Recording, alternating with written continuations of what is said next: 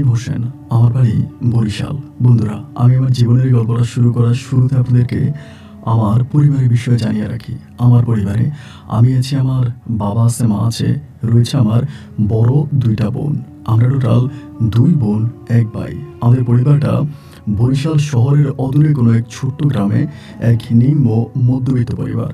আমার বাবা আমি খুব ছোটবেলা থেকে দেখে আসছি, আমার বাবা রাজধানী শহর ঢাকাতে থাকে এবং ঢাকাতে থেকে আমার বাবা একটা বেসরকারি কোম্পানিতে চাকরি করে। প্রতি সপ্তাহে আমার বাবা লঞ্চে করে আমাদেরকে দেখতে আসে। আসার সময় আমার আব্বা অনেক ধরনের চকলেট, আচার এসব খাবার আমাদের জন্য নিয়ে আসতো। প্রতি বৃহস্পতিবারে আমরা অপেক্ষা করতাম যে কবে বাবা বাড়ি ফিরবে এবং বাবা বাড়ি ফিরলে বাবার হাতের ওই মজাদার খাবার আমরা খাবো।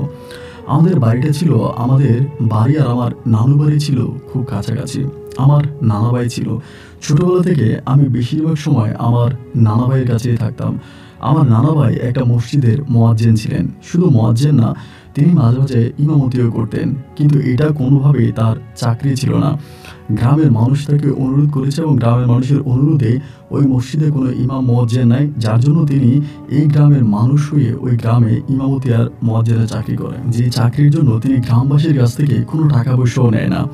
তো খুব ছোটবেলা থেকে আমি নানার কাছেই বেশিরভাগ বড় হই, যেহেতু আমার দাদা দাদি কেউই ছিল না এবং আমার বাবা বেশিরভাগ সময় আপনার ঢাকাতেই থাকতো। তো আমি মায়ের কাছে না থেকে আমার নানার কাছে থাকতাম। আর আমার নানাও না আমাকে অনেক বেশি আদর করতো। নানা এত আদর করতো যে আমি নানাকে ছাড়া একটা নিঃশ্বাস নিতে পারতাম না। মনে হতো গোটা পৃথিবীটা একদিকে আর নানা আমার কাছে আরেক দিকে। নানাকে এত পরিমাণের ভালোবাসি যা বলে বোঝানো যাবে না। ছোটবেলা থেকে আস্তে আস্তে করে নানার কাছে বড় হচ্ছিলাম, কিন্তু নানার কাছে যখন আমি বড় হই, নানা আমাকে এমনি মাঝে মাঝে আরবি যে শিক্ষাগুলো আছে আরবি শিক্ষাগুলো দিত। কিন্তু আরবি শিক্ষাগুলো দিলে পরেও না, আমার যে একটা স্কুলের শিক্ষা দরকার, প্রাতিষ্ঠানিক শিক্ষা দরকার, ওইটার জন্য নানা কিন্তু আমাকে দিত না। নানার সাথেই থাকতাম। এরকম করতে করতে আমার বয়স তখন প্রায় 6 বছরের কাছাকাছি। তো যখন আমার বয়স 6 বছরের কাছাকাছি, ওই মুহূর্তে আমার মা সিদ্ধান্ত নিল এবং বাবার সাথে আলোচনা করলো আমাকে একটা স্কুলে ভর্তি করাবে। তো ওই স্কুলটা হচ্ছে আমাদের বাড়িতে, মানে আমাদের গ্রামে।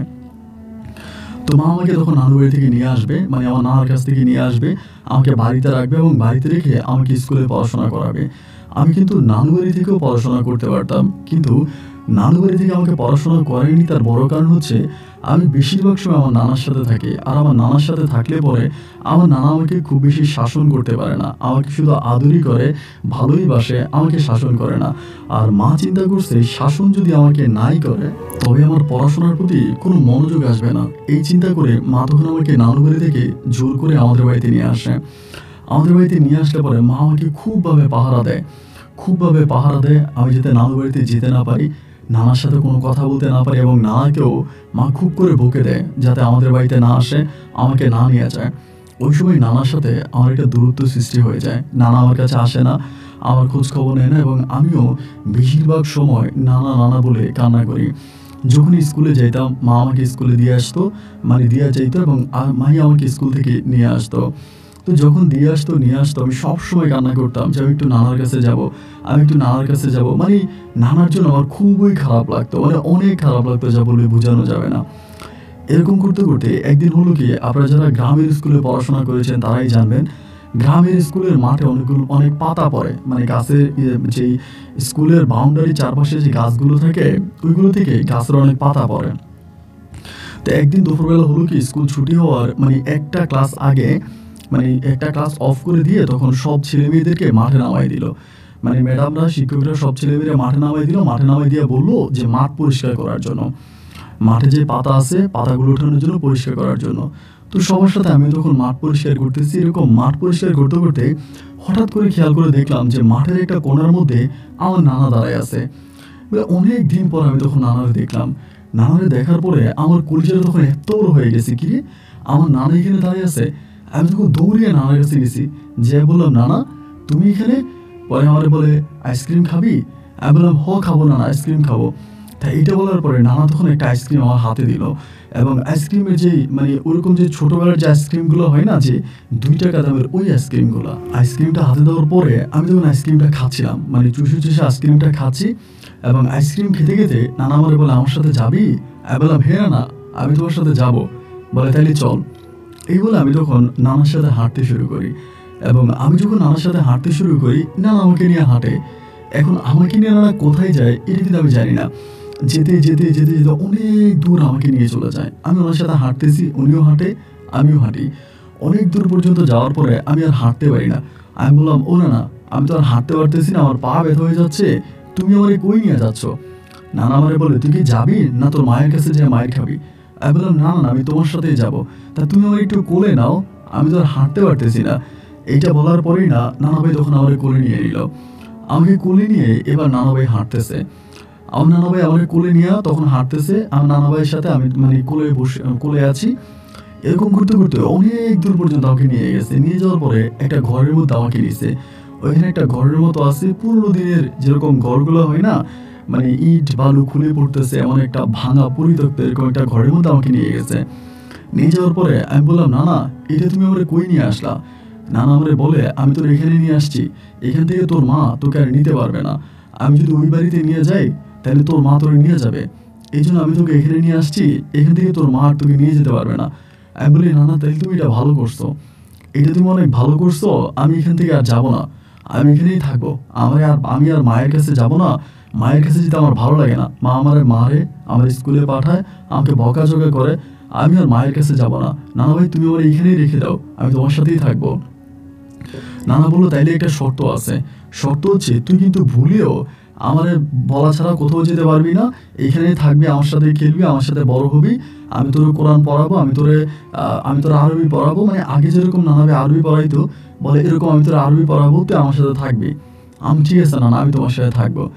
এরপরে হলো কি, আমি নানার সাথে থাকতে শুরু করি। নানা কোত্থেকে জানি খাবার নিয়ে আসে, আমার যেই খাবার খাইতে মন চায়, আই নানা আমি এটা খাবো, আমার দেয়, ওইটা খাবো, আমার দেয়। নানার সাথে থাকি, নানার সাথে ঘুমাই, এবং এরকম করতে করতেই আমি তখন ওই পরিত্যক্ত বাড়ির মধ্যে বড় হতে থাকি। কত বছর কেটে যায়, কত মাস কেটে যায়, ওটা আমি বলতে পারি না। একটা পর্যায়ে আমি মার জন্য কান্না করি। আমি বলি, ও না না, আমার ভালো লাগে না, আমার মায়ের জন্য কান্না আসতেছে, আমার বড় আপুদের জন্য কান্না আসতেছে, আমি আমার মায়ের কাছে যাবো, আমার বড় আপুর কাছে যাবো। এরকম করে করে আমি কান্না করতাম, কিন্তু নানা আমাকে আর আসতে দিত না, মানে ওইখান থেকে আর আমাকে আসতে দিত না। আমি আস্তে আস্তে আস্তে আস্তে করে বড় হইতেছি, ওইখানে আমাকে রেখে দিচ্ছে, মানে আমাকে আর আসতে দেয় না। আমি তো ছোট মানুষ, ধরেন 6 বছর বয়সে আমাকে নিয়ে গেছে, আর আমি তো আর এত কিছু বুঝি না যে এটা কোথায় বা এটা কোন জায়গা, আমি কে বা আমাকে কি করতেছে, এই সমস্ত কিছু তো আর আমার মাথায় আসে না, বা এই সমস্ত কোনো কিছু আমি বুঝিও না। ওইখানটাতে আমাকে রেখে দিয়েছে, আমি ওইখানটাতে থাকতেছি, খাইতেছি, ঘুরতেছি, ফিরতেছি। নানা আমাকে আরবি পড়ায়, কোরআন পড়ায়, নানার মতো করে আমি আরবি পড়তেছি, কোরআন পড়তেছি। নানা আমাকে এখানে নিয়ে যায়, ওইখানে নিয়ে যায়, আমি নানার সাথে এখানে যাচ্ছি, ওইখানে যাচ্ছি। এরকম করে আস্তে আস্তে আস্তে আস্তে করে আমার দিনগুলো সামনের দিকে অতিবাহিত হচ্ছিল। এমন করতে করতে আমি প্রায় তখন অনেকটাই বড় হয়ে যাই। অনেক বড় হলেও না আমার ভিতরে কোনো প্রশ্ন জাগে না যে এরকম নির্জন একটা জায়গা, নীরব একটা জায়গা, শুধুমাত্র আমি আর আমার নানা আছি, আর কোনো মানুষ নাই, কাউকে দেখি না, এখানে কি কোনো মানুষ থাকে না, এখানে কি কোনো মানুষের বসবাস হয় না? মানে উনি আমার জন্য কিন্তু সব কিছু করতো, বাট আমি দিন শেষে শুধু ওনাকেই দেখতাম। আমাকে খাবার খাওয়ানো থেকে শুরু করে, আমাকে গোসল করানো থেকে শুরু করে, এবং আমার যত্ন নেওয়া থেকে শুরু করে সব কিছু উনি করতো। এবং উনি ওখানে আমাকে কোরআন শরীফ পড়ানো শেখায়, মানে কোরআন আমাকে মুখস্থ করে, আমাকে কোরআনে হাফেজ বানায়। আমি সেই জায়গার মধ্যে নানার কাছে কোরআনে হাফেজ হই। কতগুলো বছর কেটে যায় সেটা আমি জানি না, তবে আমি তখন অনেকটা বড় হয়ে যাই, অনেক বড় হয়ে যাই, এবং অনেক বড় হয়ে যাওয়ার পরে এবার নানা আস্তে আস্তে আমাকে বাস্তব দুনিয়া সম্বন্ধে শিখায়, বাস্তব দুনিয়া সম্বন্ধে বলে, পৃথিবী সম্বন্ধে বলে, মানুষ সম্বন্ধে বলে। একটা পর্যায়ে কিন্তু আমি কান্নাকাটি করতে করতে মায়ের কথা, বাবার কথা, আমার বোনদের কথা, সবার কথা ভুলে গেছি। কারো কথাই কিন্তু ওই সময় আর আমার মনে নাই, আমি কারো কথাই বলতাম না, কারোর জন্যই কান্নাকাটি করতাম না। তো অনেক বড় হয়ে যাই, এটা বুঝতে পারে অনেক বড় হয়ে যায়। অনেক বড় হয়ে যাওয়ার পরে একদিন সকালবেলা আমি ঘুমিয়ে আছি, যে নানা কিন্তু আবার সকালবেলা ভোরে কই জানি চলে যেত, মানে আমার সাথে নামাজ পড়তো, নামাজ পড়ে কই জানি চলে যেত, এরপর আমার জন্য খাবার নিয়ে আসতো, মানে প্রতিদিন যেভাবে হয় আর কি। হঠাৎ করে একদিন নানা ঈশা কান্না করতেছে আমারে, মানে আমার কাছে এসে কান্না করতেছে। পরে আমি বললাম যে কি হয়েছে নানা, কান্না করতেছো কেন? পরে আমারে বলে, আমার ভালো লাগতেছে না, আমার শরীরটা খারাপ লাগতেছে, ওই জন্য কান্না করতেছি, এরকম করে আমাকে বলে। আমি তখন বললাম, কি হয়েছে আমার কাছে বলো, আমার কাছে বলো কি হয়েছে, মানে আমাকে তুমি বলো কি হয়েছে। তা কোনো কিছু আমার কাছে বলে না, মানে কোনো কিছু বলে না। এরকম করে আস্তে আস্তে করে সময়গুলো কাটতেছে। আর নানা এরকম করে করে আমাকে বুঝাইতেছে যে দুনিয়া আছে, আমার মা আছে, বোন আছে, আমার পরিবার আছে, এগুলো আস্তে আস্তে আস্তে আস্তে করে আমাকে বুঝাইতে, যেদিন কান্না করলো না তার কিছুদিন পরে আমারে বলে একটা মানুষ মারা গেছে, তুই কি তারে মাটি দিতে যাবি, এমন করে আমারে বলে। আমি বললাম কে মারা গেছে? বলে আমার মতো একটা মানুষ। আমি বললাম তোমার মতো একটা মানুষ মারা গেছে? বলে হ আমার মতো একটা মানুষ মারা গেছে, তুই কি মাটি দিতে যাবি? আমি বললাম হ না না যাবো, মাটি দিব, সমস্যা কি, মানুষ মারা গেলে তো মাটি দিতে হয়, আমি মাটি দিব। পরে আমাকে বলে তোর মাকে তুই চিনবি, তোর বাবাকে তুই চিনবি, তোর বোনদেরকে তুই চিনবি? আমি বললাম মানে আজ থেকে প্রায় আপনার 12 বছর আগে তো এরকম ভাবেই তো কারো চেয়ার আমার মনে নাই। পরে আমি বললাম যে না চিনবো না। পরে আমাকে একটা আয়নার মধ্যে দেখায় যে দেখ এটা তোর মা, এটা তোর বাবা, এটা তোর বোন, আমার বোনদের কিন্তু ওই সময় বিয়ে হয়ে গেছে, আমার বড় দুই বোন বিয়ে হয়ে গেছে, এটা তোর বোন।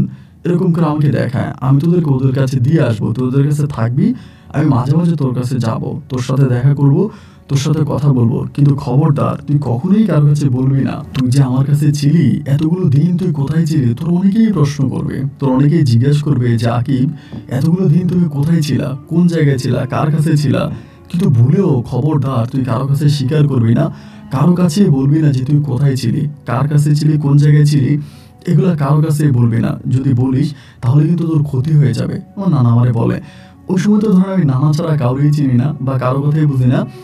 পরে আমি বললাম ঠিক আছে আমি কারো কাছে বলবো না, আমি কারো কাছেই বলবো না। তখন হলো কি মানে একদিন সকালে, মানে এই যেদিন বলছে মারা গেছে ওই দিনে আমার তখন কি করলো, একটা রাস্তার কাছে এসে নামাই দিল, একটা রাস্তার কাছে এসে নামাই দিল, নামাই দিয়া বলে এই রাস্তা দিয়ে সোজা যাবি, গেলে দেখবি একটা মানুষের জানাজা হচ্ছে, ওই জানাজাতে তুই গিয়া দাঁড়ায় জানাজা করে মানুষটারে মাটি দিবি। তাই আমি বললাম যে আচ্ছা ঠিক আছে। তার মানে নামাই দিয়ে উনি চলে গেছে, মানে ওই জায়গাতে আমার দিয়া উনি চলে গেছে। পরে আমি সামনের দিকে আস্তে আস্তে করে হাইটে হাইটে আসতেছি, আস্তে আস্তে দেখলাম অনেকগুলো মানুষ জানাজা নামাজে পড়ার জন্য দাঁড়াইছে। তো মানুষগুলো কারা এরা কিন্তু আমি চিনি না। পরে আমিও সবার সাথে জানাজা নামাজ পড়ার জন্য সবার পিছনে দাঁড়াইছি। তা আমি কিন্তু আবার সূরা কেরাত সই এগুলো খুব ভালো পড়তে পারতাম। তাই জানাজা নামাজ পড়ছি, পড়ার পরে তখন ওই লাশটারে কবরস্থানে নিয়ে যাচ্ছে, লাশটাকে কবরস্থানে নিয়ে যাচ্ছে, আমিও তখন ওই কবরস্থানে পিছনে পিছনে হেঁটে যাচ্ছি। যাওয়ার পরে লাশকে তখন কবরে নামাইলো এবং লাশ দাফন করা হয়ে যাচ্ছে, মানে দাফন করতেছে। তা আমি ওখানে দাঁড়াই আছি, দাঁড়ায় দাঁড়ায় এদিক সেদিক তাকাইতে আছি, এবং এমন করতে করতে হঠাৎ করে আমি একটা মানুষ দেখলাম যেটা আমার বাবা, মানে আমার নানা আমাকে দেখালো যেটা তোর বাবা। আবার আধো আধো একটু একটু স্মৃতি মনে আছে ছোটবেলা বাবার।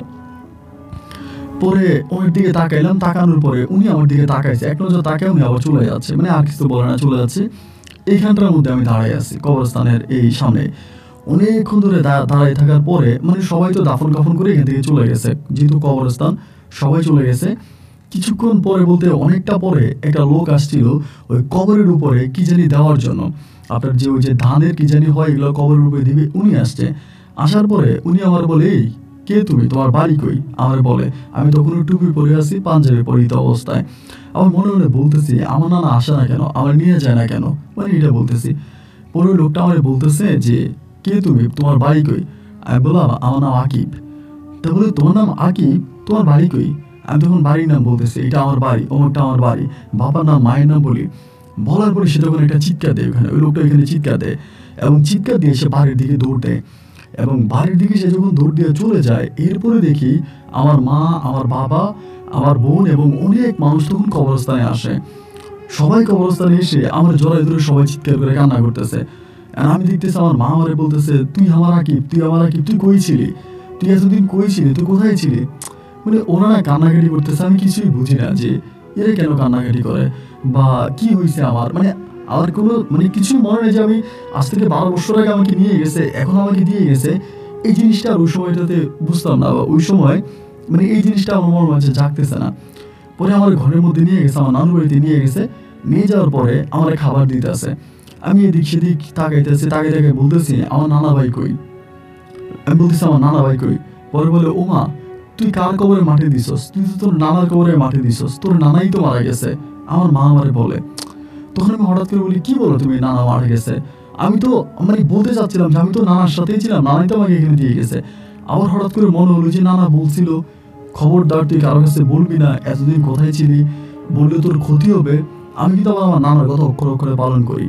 আমি তখন আর বলি না। এখন আমি তো বুঝতেছি যে আমার নানা মরে নাই, আমার নানা মরে নাই, আমার নানা আমার কাছেই আছে, কারণ আমি নানাকে যে কোনো সময় দেখতে পাই, নানার সাথে কথা বলতে পারি, তাই নানা তো আমার কাছে আছে, আমার নানা তো মরে নাই। এবং পরে এরকম করতে করতে সবাই আমাকে খাওয়া দাওয়া করাইতেছে, মানে আমার নানা মারা গেছে এটা নিয়ে, নানাকে দাফন করা হয়ে গেছে এটা নিয়ে তখন আর কোনো মাথা ব্যথা নাই, মানে সবাই তখন আমাকে নিয়ে পড়ে বসছে যে আমি এতদিন কোথায় ছিলাম, কোন জায়গায় ছিলাম, কার কাছে ছিলাম, এই এখন এরকম করে প্রশ্ন করতেছে, আর আমি চুপচাপ বসে আছি, কোনো প্রশ্নের কোনো জবাব দেই না এবং কাউকে কোনো কিছু বলি না, কোনো কথা বলি না। এমন করতে করতে প্রায় বিকেল বিকেল গড়িয়ে সন্ধ্যা হয়ে গেছে। সন্ধ্যা হয়ে যাওয়ার পরে আমার মা তখন আমারে বলে, চল তোরা আমাদের বাড়ি চল, এটা বলে পরে আমাদের বাড়িতে আমাকে নিয়ে যায়। তো যে বাড়ি থেকে 12 বছর আগে বেরিয়ে আসছি, ওই বাড়ির রাস্তাঘাট বা মানুষ আমার কাউরেই চিনি না। বাড়িতে যাওয়ার পরে প্রচুর মানুষের ঢল পড়ে যায়, দূর দূরান্ত থেকে মানুষরা আসে আমাকে দেখার জন্য, এবং সবাই বলতেছে যে 12 বছর পরে ছেলে ফিরে আসছে, মানে সবাই আমাকে দেখতেছে, সবাই আমাকে দেখতেছে। তো আমার সাথে সবাই কথা বলার চেষ্টা করতেছে, আমি ওখানে চুপচাপ বসে আছি। এমন করতে করতে রাত হয়ে গেল, খাওয়া দাওয়া করলাম, করে আমি তখন শুয়ে পড়ছি। শোয়ার পরে আমি তখন স্বপ্নে আমার নানাকে দেখতেছি, আমার নানা স্বপ্নে আসছে, আয়সা আমার বলতে, সাকিব তুই অনেক ভালো করছিস, কারো কাছে বলিস নাই তুই যে আমার কাছে ছিলি, কারো কাছে বলিস না, আমি মাঝে মাঝে এসে তোর সাথে দেখা করবো, তোর সাথে কথা বলবো। আমি বললাম আচ্ছা ঠিক আছে। মানে এই ঘুমের মধ্যেই কথা হয়। পরে সকালবেলা উঠি, আরো মানুষ আসছে, আরো অনেক বাড়ি থেকে বিভিন্ন জায়গা থেকে মানুষ আসতেছে আমাকে দেখার জন্য, যে আমি কই থেকে আসছি, আমি কোথায় ছিলাম, এতদিন কোন জায়গায় ছিলাম, মানে প্রচন্ড রকমের মানুষের ঢল বসে যায় এখানে। তো সবাই বিভিন্ন কথাবার্তা বলে, এটা জিজ্ঞেস করে ওটা জিজ্ঞেস করে অনেক কথাবার্তা বলে। আমিও তখন সবার সাথে টুকিটাকি কথাবার্তা বলি, সবার সাথে টুকিটাকি কথাবার্তা বলি এবং চুপচাপ করে তখন আমি আমার সময়গুলো কাটাইতেছি। এইভাবে সময়গুলো কাটতে কাটতে একটা সময় 2 কি 3 দিন পরে একদিন হঠাৎ করে হলো কি, আমার আব্বা বলতেছে, ওই সময় আব্বা কিন্তু বাড়িতেই থাকতো, আমি হারিয়ে যাওয়ার পরে আব্বা বাড়িতে চলে আসে। আব্বা বলে আবার প্রচন্ড রকমের মাথা ব্যথা। তো মাথা ব্যথা যখন বলতেছে আমার মাথা ব্যথা, আমার মারে বলে আমার মাথাটা টিপে দাও। পরে এরকম করতে করতে আমি কিন্তু একটু মানে স্বাভাবিক মানুষের মতো ছিলাম না। স্বাভাবিক মানুষ যেরকম হয় না, বাবা মায়ের সাথে কথা বলে, তাদের সাথে আনন্দ ফুর্তি করে, বাড়িতে সবার সাথে ঘুরে মজা করে, মাস্তি করে, আমি কিন্তু এরকম ছিলাম না। আমি সম্পূর্ণ আলাদা প্রকৃতির একটা মানুষ ছিলাম। প্রয়োজন ব্যতীত কারোর সাথে কথা বলতাম না এবং মাকে ডাকতাম না, বাবারে ডাকতাম না, খাবার দিলে খাইতাম না, আমি চুপচাপ বসে থাকতাম, মানে এরকম একটা অবস্থার মধ্যে থাকি। তো আমার আব্বা যখন বলতেছে যে আব্বার মাথা ব্যথা করতেছে, আমার মায়ের বলে যে আমার মাথাটা প্রচন্ড ব্যথা করতেছে, মাথাটা ছিঁড়ে যাচ্ছে, এইটা বলার পরে আমি তখন কি করলাম, এসে একটা দোয়া পরে ফু দিলাম। এখন এই দোয়াগুলো কিন্তু সব আমার মুখস্থ, মানে একটা মানুষের কি ধরনের সমস্যা হলে কি ধরনের দোয়া পরে ফু দিতে হয়, এইগুলো কিন্তু নানা আমার সব শিখিয়ে দিছে এবং সব শিখিয়ে দিছে যে কি ধরনের মানে সমস্যা হলে কি ধরনের ফু দিতে হয় বা কি ধরনের কি, নানা আমি শিখেছে। পরে আমি আমার আব্বার কপালে ফু দেওয়ার মুহূর্তে মুহূর্তে আব্বা আমার দিকে বড় বড় চোখ করে তাকিয়ে আছে। আমার মায়ের বলতেছে, আর ও আকিবের মা তাড়াতাড়ি দিকে আসো। আমার মা তখন আসছে, আসার পর আব্বা বলে যে আমার মাথায় ফু দেওয়ার সাথে সাথে আমার মাথা ব্যথা ভালো হয়ে গেছে। যাই হোক, এই দিনটা কেটে গেল এবং এরপরের দিন আমি অনেকদিন কোরআন শরীফ পড়ি না। আমি কিন্তু প্রতিদিন সকালে ওখানে থাকতে কোরআন শরীফ পড়তাম। এবার এরপরের দিন সকালবেলা আমি যখন কোরআন পড়তে বসছি এবং এত সুন্দর করে কোরআন পড়তেছি, এত সহি করে পড়তেছি যে আমাদের ঘরের চারপাশে মানুষ মনে হয় আমারে মানে দেখতেছে যে এত সুন্দর করে কোরআন পড়তেছি, সবাই দেখতেছে। তা কোরআন পড়ি, এবার এরকম করে করে কাটতে কাটতে একদিন হলো গিয়ে আমাদের পাশের ঘরের একটা মেয়ে, ছোট একটা মেয়ে মনে হয় খেলতে গেছে না কি জানি গেছে, ওর হাত ভেঙে গেছে, মানে হাত ভেঙে গেছে। তো আমার কি করে মানে কবিরাজের কাছে নিয়ে গেছে, তা কবিরাজ বা আপনার ডাক্তার মানে হাত বাইরে দিছে। হাত বাইরে দেওয়ার পরে মেয়েটার বয়স প্রায় আপনার 10-12 বছরের মতো হবে, এরকম একেবারে ছোট তাও না। আমার বয়স তখন প্রায় 18 বছরের কাছাকাছি এরকম। তো এরপরে হলো কি, মেয়েটা তখন কি হলো এখানে নিয়ে আসছে, মানে ওই কই জানি নিতে আসে। আমি তখন ওখানে বসে আছি, আমার মায়ের বলতেছে যে আমগো তো হাত ভেঙে গেছে, কবিরাজ তো বাইরে দিছে, দেখি হাতটা ভিতরে নাকি ব্যথা করে, দেখি একটু ডাক্তার দেখায়, এটা বলে। তো আমি তখন মেয়েটা যাইতেছে, পরে মেয়েটা আমার কাছে আসছে, আইসা আমার বলে আমার হাতে একটু ফু দিয়ে দেন, এটা বলে। 12 বছরের মেয়ে তো, তো বলে আমার হাতে একটু ফু দিয়ে দেন। তো ওই ব্যথা ভালো হওয়ার যে ফুটা না, ওই ফুটা আমি তখন দিই এবং ফুটা দিলে মেয়ে তখন চিৎকার দেওয়ার মারে বলতেছে, ও মা আমার হাতের ব্যথা ভালো হয়ে গেছে, আমার হাতের ব্যথা করতেছে না, আকিব ভাই ফু দিছে, ফু দেওয়ার পরে ব্যথা ভালো হয়ে গেছে। এবার ওর মা এসে কইতেছে, বাবা তাইলে ওদের কি করা যায়? আমি বললাম বাঁধনটা খুলে দেন, মানে যেটা বাঁধছে না, আমি বললাম বাঁধন না খুলেন, খুলে ওই যে আমার দোয়া শিখিয়ে দিচ্ছে ওই দোয়া বইরা আমি তখন হাতের মধ্যে এরকম 2টা টান দিলাম এবং 2টা টান দেওয়ার পর ওই মেয়ে বলতেছে তার হাতের ব্যথা পরিপূর্ণ ভালো হয়ে গেছে, তার হাতে কোনো ব্যথা নাই। এবং এই ঘটনার পরে আমার বাড়িতে তখন আর মানুষ জায়গা দেওয়া যায় না। আস্তে আস্তে করে প্রচণ্ড মানুষ আমার বাড়িতে আসতে থাকে। মানুষ ভিড় করতে থাকে, একেকজন একেক সমস্যা, পানি পড়া, তাবিজ পড়া, এটা ওইটা। আমি কিন্তু কারো কাছ থেকে কোনো টাকা পয়সা নিতাম না। আকিব কবিরাজ নামে আমি তখন আমার এলাকাতে পরিচিত হয়ে যাই। সবাই বলে আকিব কবিরাজ, মানে একেবারে মানে সবার মুখে। তো নানার সাথে আমার মাঝে দেখা হইতো। আমি কথা বলতাম, নীরবে ওনার সাথে কথা বলতাম, এবং আমি যে ওনার সাথে কথা বলতাম এটা কিন্তু কেউই দেখতো না। আমার মা বসে আছে, আমার বাবা বসে আছে, গ্রামের আরো অন্য লোকেরা বসে আছে। আমি তাদের সামনেই না আমার নানার সাথে কথা বলতাম। নানা আমার অনেক কথা জিজ্ঞেস করতো, আমি অনেক কথার জবাব দিতাম। আবার নানা আমার সাথে খুব সুন্দর করে কথা বলতো, অনেক সুন্দর করে কথা বলতো। আমিও আমার নানার সাথে সুন্দর করে কথা বলতাম। তো এটা কিন্তু আমার আশেপাশের কেউ এটা বুঝতো না, মাও বুঝতো না, বাবাও বুঝতো না, কেউ দেখতো না। এরকম করতে নানা আমারে বলে, তুই যেগুলো করতেছিস এত মানুষের তো ঢল পড়ে যাবে, মানুষ তো তোর খুব জ্বালাবে, এবং তুই তো প্রশাসনিকভাবে বিপদে পড়ে যাবে। আমার এটা বলে, এত বেশি রুগী দেখবি না, এত বেশি মানুষ দেখবি না, যারা বিপদে পড়বে, যারা গরিব, এদেরকে শুধু সাহায্য করবে বা এদেরই পরীক্ষা করবে, আর কারো করবি না। আমি তখন আস্তে করতে, এবং এরকম করতে নানা একটা সময় আমাকে আস্তে করে বুঝাইতে আছে যে, আকিব, আমি একটা জিন, আমি মানুষ না। আমি তোরে নিয়ে গেছিলাম আজ থেকে 12 বছর আগে। আমি তোরে নিয়ে আমার কাছে রাখছি, তোরে কোরআন পড়ানো শিখাইছি, পৃথিবীর সম্বন্ধে তোরে ধারণা দিছি, এবং এখন আমি তোরে আবার দুনিয়াতে দিয়ে গেছি। তুই দুনিয়াতে সবার সাথে থাক, ভালোভাবে থাক। আমি আসলে মূলত একটা জিন, এবং এটা তোর মা, এটা তোর বাবা, এবং দুনিয়াদারি সম্বন্ধে তিনি আমাকে আস্তে করে প্র্যাকটিক্যালি আমাকে তখন বোঝাচ্ছিল। যখন এরকম করে বোঝাচ্ছিল, আমি তখন আস্তে করে বুঝতে থাকি যে আসলেই তোমার কথা ঠিক, এটা আমার মা, এটা আমার বাবা। এবং তখন আমি আস্তে করে এই কম রুগী দেখতাম, অত রুগী দেখতাম না, কম দেখতাম। রুগী আসলে আমি অসুস্থর ভান করে পড়ে থাকতাম, রুগী দেখতাম না। এবং এরকম করে আস্তে করে এই সময়গুলো কাটতে থাকে। তো সময়গুলো কাটতে থাকে, নানা আমার কাছে আসে, আমার পাশে বসে, আমার সাথে কথা বলে, আমার সাথে গল্প গুজব করে, আনন্দ ফুর্তি করে, দুজনের মাঝে অনেকটা মাখামাখি সম্পর্ক। এবং এরকম করতে একটা সময় পরিবার থেকে তখন সিদ্ধান্ত নিল যে আমাকে বিয়ে করাবে, এবং বিয়ে করার জন্য তারা তখন মেয়ে খুঁজতেছে। আর আমার কাছে বিয়ে বসার জন্য অনেক মেয়েরাই পাগল, মানে আমাদের এলাকাতে অনেক বাবারাই তাদের মেয়েকে আমার কাছে বিয়ে দেবে, এবং আমার কাছে বিয়ে দেওয়ার জন্য তারা এক পায়ে দাঁড়া যে আমার কাছে মেয়ে বিয়ে দেবে। এরকম অনেক পরিবার আছে মেয়ে বিয়ে দেওয়ার জন্য পাগল। এমন করতে আমার আব্বা তখন করলো কি, মোটামুটি একটা ভালো ধর্মীয় একটা পরিবার, ধার্মিক একটা পরিবার মেয়েটার নাম হচ্ছে রাবেয়া বস্রি, ওইরকম করে আমার আব্বা ডাকতো। ওইরকম একটা মেয়ে আমার আব্বা তখন ঠিক করে আমাকে বিয়ে করানোর জন্য। ঠিক করালে পরে আমি তখন মেয়েটারে দেখতে যাই, পারিবারিকভাবে দেখতে যাই, এবং দেখতে যাওয়ার পরে মেয়েও মাশাআল্লাহ দেখতে সুন্দর, আমার তখন পছন্দ হওয়ার পরে আমি তখন এই মেয়েরে বিয়ে করে তখন বাড়িতে আনি, মানে আমার ঘরে আনার পরে যেদিন আমার বাসর ঘর হবে, বাসরের আগে আমি নানার সাথে দেখা করি। নানা আমারে বলে, যা তোর বউর সাথে থাক এবং ভালোভাবেই থাকবি। নানা আমাকে এগুলো বুঝিয়ে বলে, এবং এরপরে আমি আমার বউর সাথে আসি। তো ওই মাঝে রাতের বেলায় নানা আসলে আমি নানার সাথে কথা বলতাম, মানে ঘুমের মধ্যে নানার সাথে কথা বলতাম, মানে এক দুজন কথা বলতাম। এরকম করে যেহেতু আমার বউটা আমার সাথে থাকতো, রাবে আমার সাথে থাকতো, এভাবে দীর্ঘ খানিকটা মাস পেরিয়ে যাওয়ার পরে রাবে আস্তে করে ডাউট করে ফেলে, ও সন্দেহ করে ফেলে যে কিছু না কিছু একটা আমার কাছে আসে, এবং কিছু না কিছু একটা এসে আমার সাথে কথা বলে, এবং আমার সাথে কোনো কিছুর একটা সম্পর্ক আছে। আর আরেকটা বড় কথা হচ্ছে, রাবেয়া এটাও জানে যে আমি 12 বছর ধরে বাড়িতে ছিলাম না। আমাকে 12 বছর ধরে, মানে আমি বাড়িতে ছিলাম না, আমি কই ছিলাম এটা এখনো কেউ জানে না।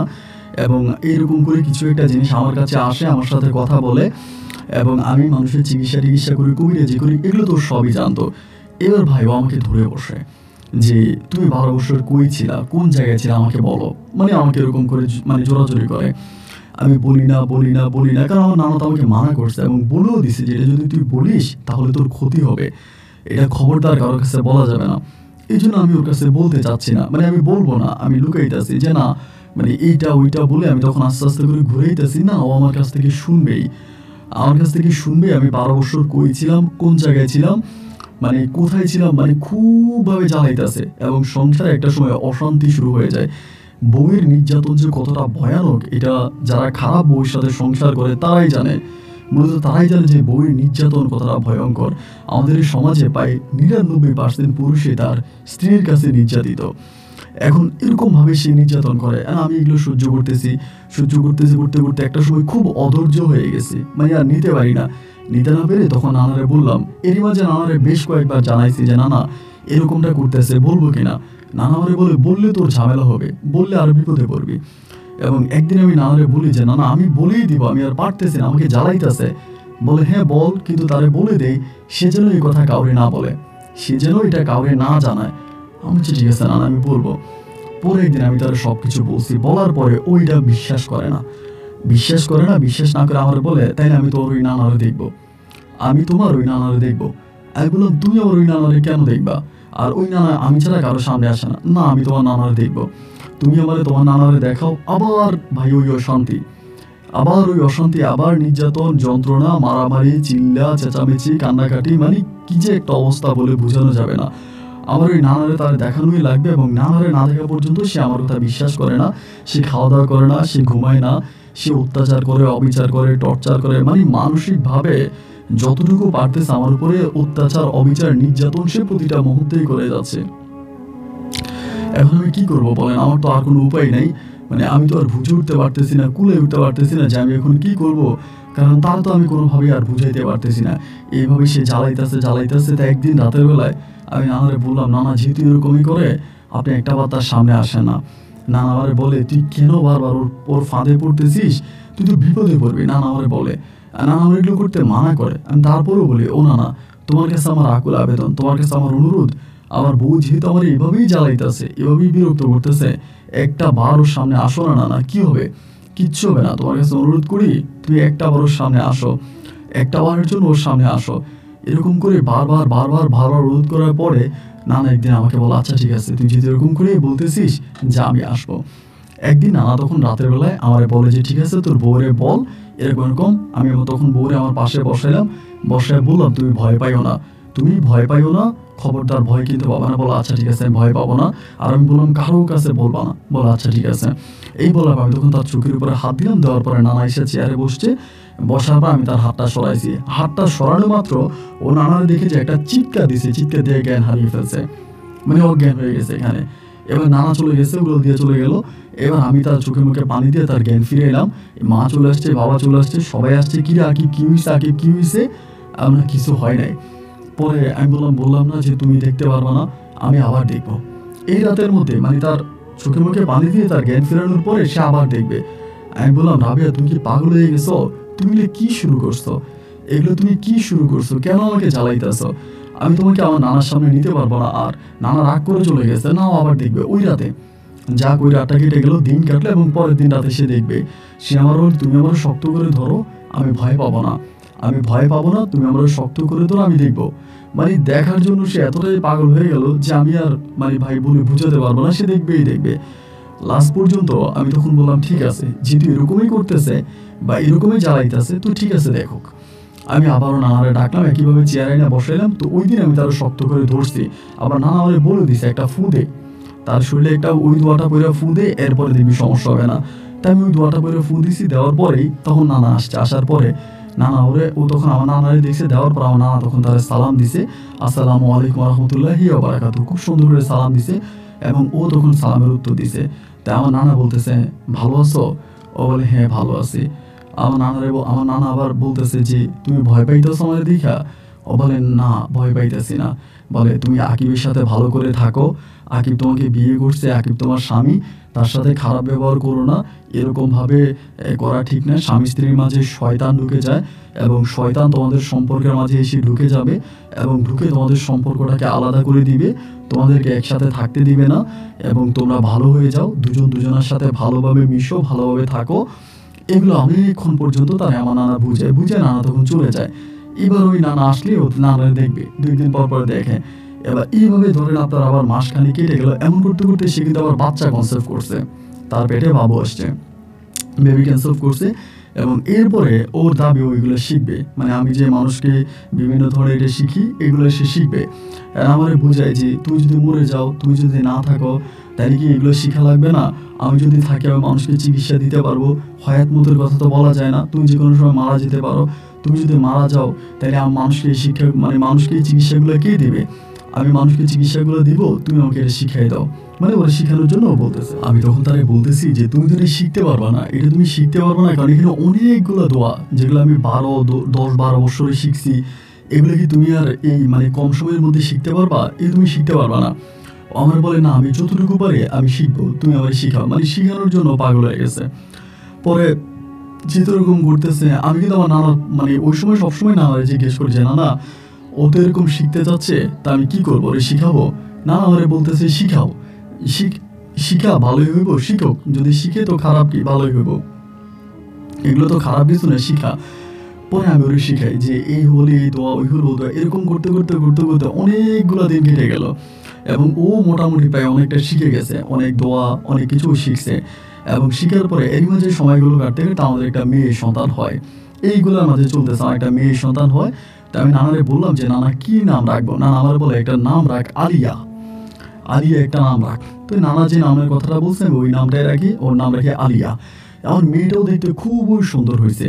আর আমার বউ তো ধর্মীয় পরিবারের মেয়ে, মানে ধার্মিক পরিবারের মেয়ে, ওর বাবাও আলেম।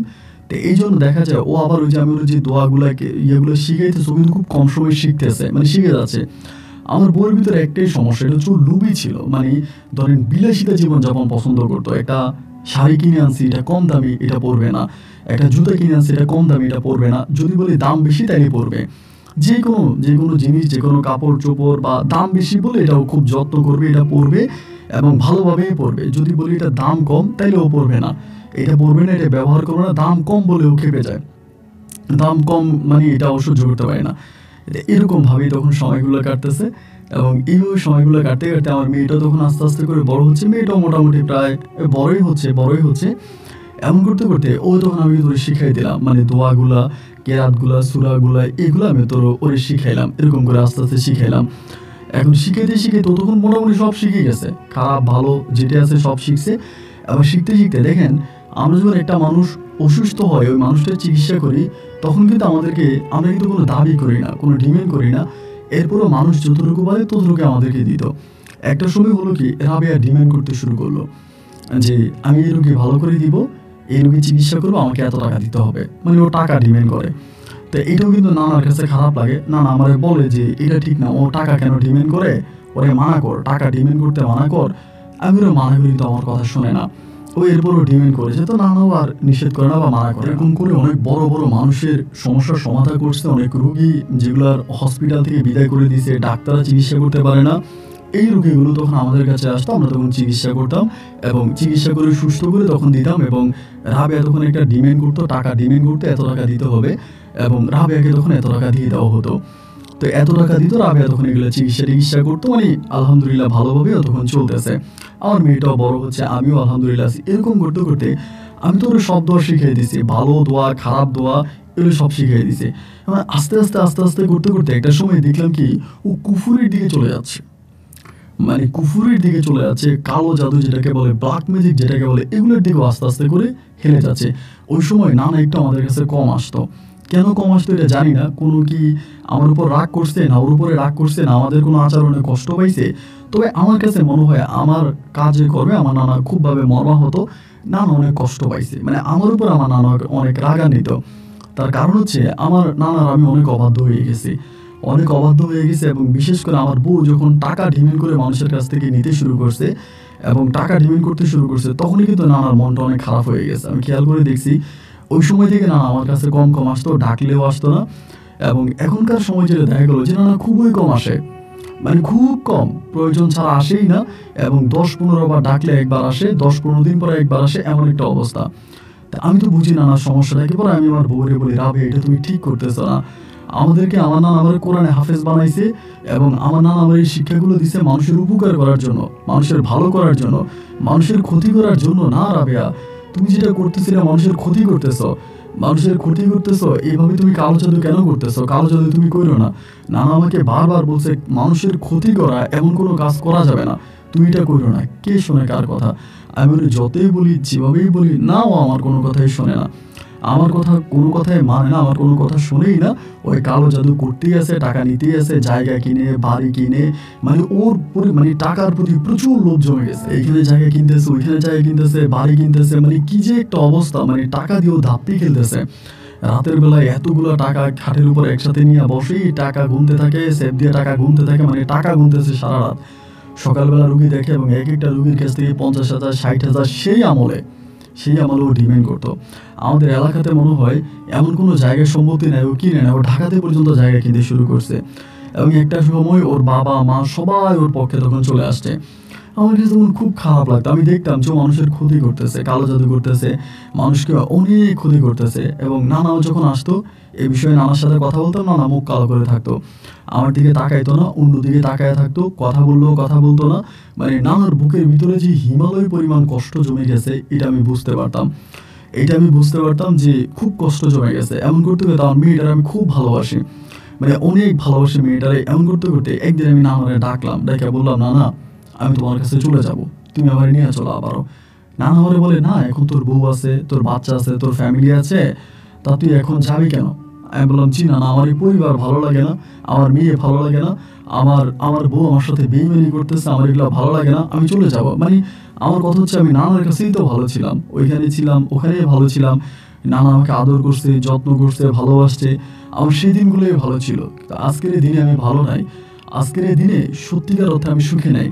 তা আমি চিন্তা করতেছি আমি নানার কাছে চলে যাবো, আমি নানার কাছেই ভালো। আমি নানা বলে আমার নিয়ে যান, আমি চলে যাবো। নানা বলে, না আর এখন আমি তোর ওখানে নিতে পারবো না, আগে তোর যেখানে নিয়ে গেছি ওইখানে এখন আর আমি থাকি না, আমি তোর ওইখানে নিতে পারবো না, তুই বউয়ের সাথে থাক, তোর বউরে বুঝা। নানা বারবার বলতো তোর বউরে বুঝা। তো যেহেতু এরকমই করতেছে, কালো জাদু ব্ল্যাক ম্যাজিকগুলো করতেছে, একদিন আমি রাগ করে বাড়ি থেকে বেরিয়ে গেছি, মানে ওর উপরে রাগ করে বেরিয়ে গেছি। এবং বেরিয়ে আমি আমাদের বরিশাল থেকে অনেক দূরে, বরিশালের ভিতরে অনেক দূরে একটা মসজিদে যেয়ে বসে গেছি, যেটা বলে মসজিদে যেয়ে বসে গেছি। নানারা মাঝে মাঝে ডাকি, নানা আসে, নানা খাবার দেয় আমারে, আমি খাই, মসজিদের মধ্যে বসে থাকি, লোকজনের সাথে কথাবার্তা বলি, সবাই বলে আলেম আসছে। আমার কিন্তু দাড়ি ছিল আপনার এই পর্যন্ত, চুল লম্বা ছিল, দেখতে অনেক বুজুর্গ মনে হতো। তাই গ্রামের মানুষ তখন আমার খাবার দিত, সবাই বলতো আমি বুজুর্গ। তবে বেশি দিন কিন্তু থাকতে পারিনি, মেয়েটার কথা মনে হলেই কান্না চলে আসে। মানে মেয়েটার জন্য বিশেষ করে থাকতে পারলাম না। এই মেয়েটার জন্য আমাকে পুনরায় আবারও এই জায়গাটার মধ্যে আসা লাগছে। আমি আবার এখানে চলে আসলাম, কারণ মেয়ের জন্য কোনোভাবে মনে বুঝাইতে পারি না। যতই মনে বুঝাই, মনটা বারবার একটা কথায়, আমার মেয়ে, আমার মেয়ে, আমার মেয়ে, খালি মেয়ের জন্যই কান্নাকাটি করি, মেয়ের জন্যই খারাপ লাগে। এই জন্য ধরেন কয়েকটা দিন বাইরে ছিলাম, থেকে আবারও চলে আসছি বাড়িতে।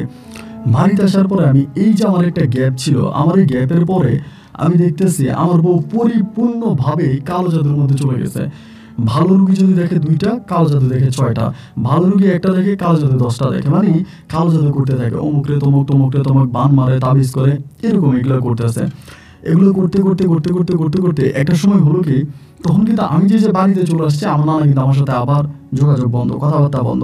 ওই যখন মসজিদে ছিলাম তখন আসতো, ঘন ঘন আসতো, কথা বলতো।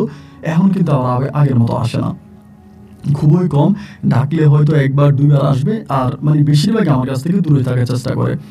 এবার এই দেখলাম যে ও কালো জাদু করতেছে, মা রে বলি, বাবা রে বলি, মানে সবাই ওর লোভে পড়ে গেছে, সবাই টাকা লোভে পড়ে গেছে। আমার শ্বশুর শাশুড়ি বলি, কেউই আমার কথার কোনো মূল্যায়ন করে না, কেউ আমার কথা কোনো দাম দেয় না, সবাই খালি বলে ও যেটা বলে এটাই, মানে ওর কথাকেই সবাই মূল্যায়ন করে যাচ্ছে, ওর কথাকেই সবাই প্রাধান্য দিয়ে যাচ্ছে। তখন আমি আর কি করব, মানে আমারও তো কোনো উপায় নেই, আমিও তো কোনো কিছু বুঝতে পারতেছি না। এবং আমি যে ঠিক আছে চলক, যেভাবে চলতেছে এভাবেই চলক, যেভাবে চলতেছে এভাবেই চলক, এটা ভেবে আমি তখন মানে এটা মেনে নিলাম যে ঠিক আছে, দেখা যাক কি হয়। এরকম করতে করতে কিছুদিনের পরে, মানে প্রায় অনেকগুলো দিন পরে, এভাবে প্রায় আমার মেয়েটার বয়স তখন প্রায় অনেক হয়ে গেছে, মেয়ের বয়স প্রায় 5 থেকে 6 বছরের কাছাকাছি এরকম, বাট আমার মানে এরকম হতে পারে 5-6 বছরের কাছাকাছি। এই সময় হলো কি, একদিন রাতের বেলা আমি শুয়ে, মানে রাতের বেলা না, সকালবেলা শুয়ে আছি। আমি আবার ফজরের নামাজ পড়ে কিন্তু শুইতাম, দিনে 10টা বাজে উঠতাম ঘুম থেকে। তো আমার বউ ওই সময় রুগী দেখতো, রুগী কিন্তু ওই দেখে, আমি কিন্তু আর দেখি না। তাই আমি শুয়ে আছি সকালবেলা, আর ওই তখন মনে হয় ঘড়ির সময় আপনার 8টার মতো বাজে। নানা এসে আমার লাথি মারতেছে। নানা কিন্তু আমার এই পর্যন্ত কোনোদিন মানে গায়ে হাত তোলে নাই, গায়ে কিন্তু আমার কখনোই হাত তোলে নাই, এই প্রথম এসে আমার একটা লাথি মারছে এই খাটের মধ্যে, লাথি মারছে। আমি লাফ দিয়ে উঠছি, উঠে বলি, কিসে নানা? পরে আমার বলে, তোর বউ এমন একটা কাজ করতেছে, এটা কিন্তু আমি কখনো বরদাস্ত করবো না, এটা কিন্তু আমি কখনো মানবো না। একটু রাগ, খুব রাগ, একদম চোখ লাল বর্ণ হয়ে আছে, মানে চেহারার দিকে তাকালে ভয় পেয়ে যাওয়ার মতো অবস্থা। মানে নর্মালি মনে হয় ভয় পেয়ে যাবো এরকম একটা অবস্থা, খুব ভয়ঙ্কর একটা চেয়ার নিয়ে তাকায় আছে, ভয়ঙ্কর একটা চেয়ার নিয়ে তাকায় আছে। তাকায় থেকে আমাদের বলতেছে, এটা কিন্তু আমি বরদাস্ত করবো না। তাই আমি বললাম যে আচ্ছা ঠিক আছে, কি হয়েছে আমি দেখি। আমি তো লাফ দিয়ে ঘর থেকে বেরোলাম। বেরোয়ার পরে দেখলাম একটা গাড়ি, কালো একটা প্রাইভেট কার। তো অনেক দামি গাড়ি, এরকম গাড়ি সচরাচর আসে না আমাদের এখানে, এরকম একটা গাড়ি। এবং আমার বউ দেখলাম অনেক বড় লোকের একটা মহিলার সাথে বসে বসে কথা বলতেছে। মহিলার হাতে পায়ে প্রচুর গয়নাগাটি, গলায় সোনার চেন, হাতে বালা, মানে অবস্থা। আমার বউ খুব আনন্দ করে মহিলাটার সাথে কথা বলতেছে। পরে আমি ওইখানে গেছি, যাওয়ার পরে আমার বউ আমার দিকে বলতেছে এটা আমার হাজব্যান্ড, উনি আমার স্বামী, উনি মেইন, আমি কিন্তু মেইন না। মহিলা আমাকে সালাম দেয়, আমি সালামের উত্তর দিই। পরে আমার বউ আমারে বলে যে তুমি যাও, আমি আসতেছি। আমি বললাম না, তুমি উঠো, তোমার সাথে আমার কথা আছে। আমার বলে আরে তুমি যাও না, আমি আসতেছি, তো চলে আসতেছি। আমি বললাম দেখো তুমি আসো, তোমার সাথে আমার কথা আছে, এরপরে না হয় তুমি আমার কথা বলো। তাই মহিলারা বলতেছে আচ্ছা ঠিক আছে, আপনি একটু বসেন, আমি আমার স্বামীর কথা শুনে আসি। তা আমাদের কিন্তু আর সন্তানাদি হয়নি, একটা সন্তান হয়েছে, এরপরে সন্তান হয়নি, এবং সন্তান না হওয়ারও কারণ আছে। এই সমস্ত কারণেই কিন্তু আমাদের সন্তান হয়নি, এবং নানা খুশি আমাদের উপরে বেড় আছে। হোক, এরপর ও তখন করলো কি, আসছে সাইডে আসছে। আসার পর আমি বললাম রাবেয়া কি করতেছো? এমনি বললাম। ও বলে কই কিছু করতেছি না তো। আমি বললাম এই মহিলাকে? বলে রুগী। আমি বললাম মহিলাকে দেখে তো আমার কাছে রুগী মনে হয় না। আমাকে বলে আরে অন্য রুগী, অন্য ধরনের রুগী। আমি বললাম শুনো কোন ধরনের রুগী তোমার, সেটাই জিজ্ঞেস করছে। আমার বলো। আমার বলতেছে তুমি বুঝবা না, তুমি যাও, ঘরে যাও। আমি বললাম দেখো আমি ঘরে যাব না, একটা ঘটনা ঘটছে, এবং ওই ঘটনাটা ঘটার কারণেই কিন্তু আমি এই জায়গায় আসছি। আমি কিন্তু নাইলে সকালবেলা ঘুম থেকে উঠে এখানে আসতাম না। পরে আমার বলে কি ঘটনা ঘটছে বলো তো। আমি বললাম নানা এসে খাটের উপর আমার একটা লাথি মারছে। বলে কেন? লাথি মেরে বলতেছে তুমি নাকি একটা অন্যায় করতেছো, না এই অন্যায় বরদাস্ত করবে না। কি অন্যায় করতেছো আমার বলো তো, কি করতেছো? আমারে বলে আচ্ছা আমি মহিলাটাকে বিদায় করে তারপরে বলতেছি। আমি বললাম না এখনই বলো, এখনই বলো। ও বলে আমি মহিলাটাকে বিদায় করে বলতেছি, তুমি বসো। পরে মহিলাটারও বিদায় করলো কেমনে কেমনে, মহিলার ফোন নাম্বার নিছে না ঠিকানা নিছে কি নিছে আমি জানি না, মহিলার বিদায় করে পরে আসছে। আইসা আমার বলতেছে দেখো, এভাবে বলে দেখো আমরা তো সারা জীবন এই ধরনের কাজ করতে পারবো না। এই যে আমরা কালো জাদু করছি, অনেক মামলা মোকদ্দমা হয়, ঝামেলা হয়, আমরা রুগী দেখি, এগুলোও করতে পারবো না।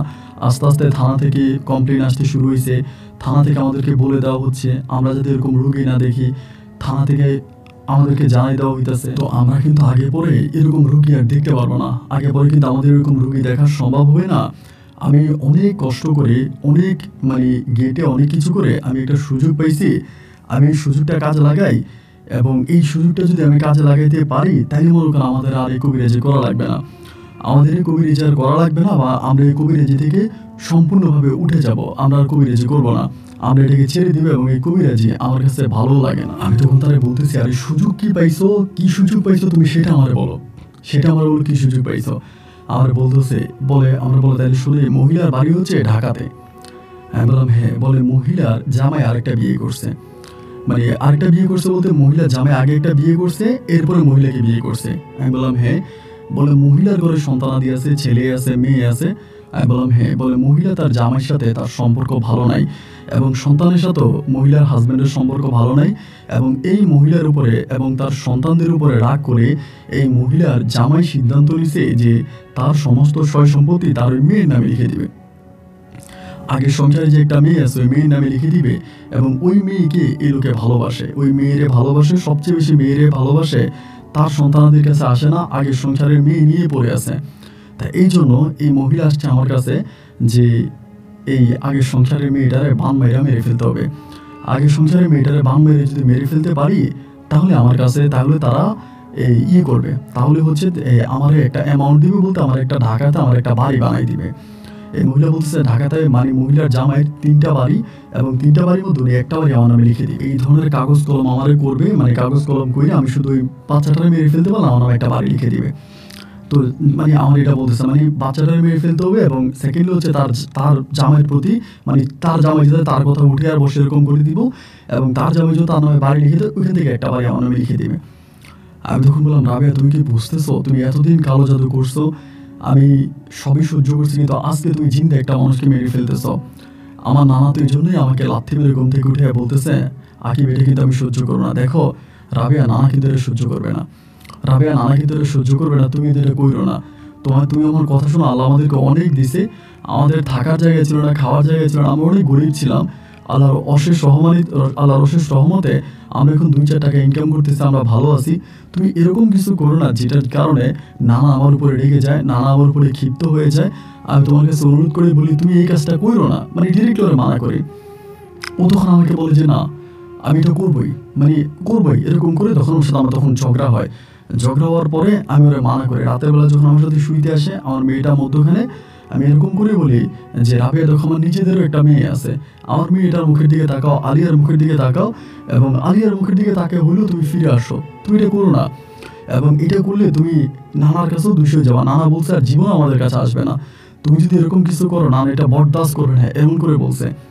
আমারে বলে আমরা একটাই করবো, আমরা আর করবো না, এটাই আমাদের শেষ, এটাই আমাদের শেষ, এবং এরপর আমরা কবিরাজি ছেড়ে দেবো। ঢাকাতে যদি আমাদের একটা বাড়ি হয়, আমার মেয়েকে নিয়ে আমি তোমাকে নিয়ে ওই ঢাকার বাড়িতে থাকবো, এবং সেখানে আমরা বাড়ি ভাড়া দিব, বাড়ি ভাড়ার টাকা দিয়ে আমরা চলবো, আমরা এই কবিরাজি টবিরাজি সব কিছু ছেড়ে দিব, আমরা এগুলো করবো না। আমি বললাম দেখো তোমার কথা সবই ঠিক আছে, কিন্তু এটা লোভ, এবং লোভে পাপে মৃত্যু, এই কথা নানা আমাকে সবসময় বলতো। ও আমাকে তখন ধমক দেওয়া বলে, ধুরো নানা না বন্ধ করো তো, এত নানা না করো কেন, আমি যা বলছি তাই। ভাই ও আমার কোনো কথা শোনে না, এবং আমার কোনো কথা না শুনে ও তখন করলো কি, এটা করে গেছে, মানে যেভাবে করা দরকার ওভাবে ও তখন করছে। নানা কিন্তু আর আমাদের কাছে আসে না, ওই যে আমাকে লাথি মেরে বলে গেছে। এরপরে নানাকে আমি অনেকবার ডাকছি, অনেকভাবে ডাকছি, অনেকবার ডাকছি, নানা আমার ডাকেও সারা দেয় নাই, আমার কাছে আসেও নাই, আমার কাছে আসেও নাই, ডাকেও দেয় নাই। এবং এরপরে ও তখন করলো কি, এই তাবিজটা মানে যেটা করার ওইটা মানে পুরো ওটা করে ফেলছে, এবং করে ফেলার পরে মহিলার সাথে তার কী কী এগ্রিমেন্ট হয়েছে বা কতদিন পরে কী কী হবে আমি জানি না। এরকম করতে করতে একদিন রাতের বেলায়, মানে এটা করার প্রায় আপনার 15-16 দিন পরে রাতের বেলায় একদিন আমি দেখতেছি আমার মেয়েটা কান্না করতেছে, আমার আলিয়া কান্না করতেছে, আব্বু আমার বাসা, আব্বু আমার বাসা কান্না করতেছে। আমার রাত ঘুমটা ভেঙে গেছে, ভাঙে যে মেয়েটা আমার পাশে শুয়ে আছে, মেয়েটারে জড়াই ধরে একটা চুমু দিয়ে আমি কান্না জড়াই আছি। পরে আমি তখন তাকায় দেখি যে মানে আমার বউ রাবেয়া তখন আমার দিকে তাকায়, ঘুমায় নাই। মানে আমি বললাম কী ব্যাপার তুমি ঘুমাও নাই কেন? বলে আমি ঘুমাইতেছি না, কালকে তো মানে কালকে পরের দিন, মানে কালকে একটা ঘটনা ঘটবে, আমার বলে এর পরের দিন ওই মহিলা আমার নামে জমি লিখে দিবে, মহিলা আমার নামে জমি লিখে দিবে, এবং তার সাথে মহিলার এগ্রিমেন্টও হয়েছে, কীভাবে এগ্রিমেন্ট হয়েছে, কারে কারে আইনা। মহিলা কিন্তু অনেক লোক আনতো ঢাকা থেকে, আনতো, তার সাথে বইতো, মিটিং করতো, আলোচনা করতো, এবং মহিলা বিভিন্ন জায়গায় সিগনেচার করতো, ও বিভিন্ন জায়গায় সিগনেচার করতো, মানে পারস্পরিক দুজনের মাঝে অনেক এগ্রিমেন্ট, মানে মনে হয় যেন কোনো চুক্তি করা হচ্ছে দুই দেশের নামে, মানে বাণিজ্যিক চুক্তি হচ্ছে, এরকম একটা অবস্থা। তা আমি এগুলো দেখতাম, এগুলো দেখে কোনো কিছু বলতাম না। তো মানে এর পরের দিনে সকালবেলা আমি আবারও শুয়ে আছি, আমার মেয়েটা আমার পাশে শুয়ে আছে। রাবেয়া তখন কি করলো, গেল, এবং তারা ঢাকা থেকে কি কি আছে, কি কি করছে, এবং করার পরে রাবেয়া তখন আমার ঘরে আসছে, এসে আমার বলতেছে যে বলতেছে আমার ডাক দিল, এই আকিব উঠো। আমি বলছি কিসে? বলে আমাদের আর কষ্ট নাই, আমরা অনেক সুখী হয়ে গেছি, আমার যা ইচ্ছা আছে আমার পুরো রয়েছে। ওর হাতে তখন একটা দলিল ছিল, কিসের দলিল এটা আমি জানি না। আমার বলতেছে আলিয়া কই? আমি বললাম আলিয়া তো এখানে শুয়েছিল, মনে হয় মানে উঠানে দিয়ে গেছে খেলার জন্য। পরে উঠানে দিয়ে গেছে, আমি তখন শুয়ে আছি, একটু পরে আবার আসে, এসে বলে আলিয়া কই? আমি বললাম আলিয়া তো মনে হয় উঠানে দিয়ে গেছে, দেখো না। পরে উঠানে তো নাই। পরে আমি উঠলাম, উঠে মারা জিজ্ঞেস করলাম, ওর হাতে তখনও দলিলটা, কিন্তু আমি বলতেছি ও মা আলিয়া কই? মা বলে আমার কাছে তো আসে নাই। বাবা বলে আমি তো দেখি নাই। এবার কথা শুরু করলাম, খুঁজতেছি খুঁজতেছি খুঁজতেছি, নাই নাই নাই নাই নাই নাই, মানে পুরো বাড়ি তন্ন তন্ন করে খুঁজে পেলাম, আমার মেয়ে আর নাই। কিরে আমার মেয়ে কই গেল? আর ওরা খুঁজে পাই না।